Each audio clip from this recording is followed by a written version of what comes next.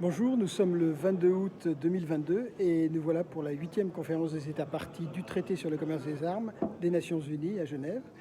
Aujourd'hui, il y a eu beaucoup de délégations qui sont présentes, 111 États sans doute, plus puisqu'il y a eu des États signataires et en général des délégations qui sont assez fournies, notamment celle d'Israël, qui était présente et qui a été fort justement interpellée par la délégation de la Palestine concernant l'article 6, paragraphe 3 du traité sur le commerce des armes, en disant que les exportations d'armes en direction d'Israël étaient une violation de cet article. Ce qui est le même article sur lequel nous appuyons dans notre saisie du tribunal en France et dans notre recours au Conseil d'État, qui est toujours pendant. Israël a bien sûr dit que tout cela était de fausses accusations et que c'était une politisation du débat, mais le responsable de la délégation palestinienne a répondu assez intelligemment en reprenant l'esprit du traité, le préambule notamment, et en disant qu'il s'agissait bien là du traité, uniquement du traité. Nous pensons d'ailleurs qu'il ne s'agit pas seulement du paragraphe 3 de l'article 6, mais également du paragraphe 2. Sinon, ce matin, l'ambassadeur Goebel, qui va présider ces 5 jours de débat, a présenté aussi une question sur le détournement des armes, c'est-à-dire le détournement entre le moment où les armes sont exportées et où elles arrivent.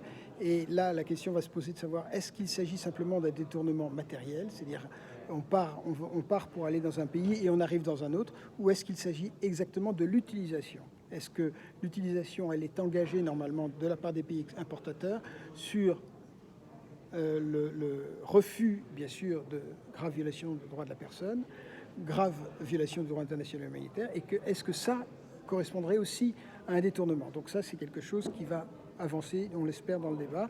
En tout cas, il y avait de la part de la Suisse quelque chose de très intéressant qui n'était pas uniquement déclaratif et qui disait il faut faire un contrôle post-exportation et eux vont sur place, ils se déplacent et ils vont vérifier si les armes sont bien là où elles doivent être et si elles sont bien utilisées dans le cadre dans lequel elles doivent être utilisées.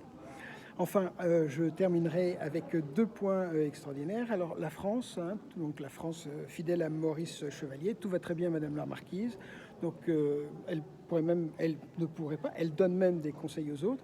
Et puis la Grande-Bretagne, qui vient de découvrir l'article 6, paragraphe 3 du traité sur le commerce des armes, c'est enfin un pays membre du Conseil de sécurité qui le découvre. Mais ce n'était pas pour le Yémen malheureusement, ni pour l'Éthiopie, ni pour la République démocratique du Congo. C'était pour l'Ukraine, ce qui est justifié, mais ça ne suffit pas pour montrer que nous sommes tous égaux en droit devant la Charte des Nations Unies et devant le traité sur le commerce des armes. Je vous souhaite une bonne soirée et à demain.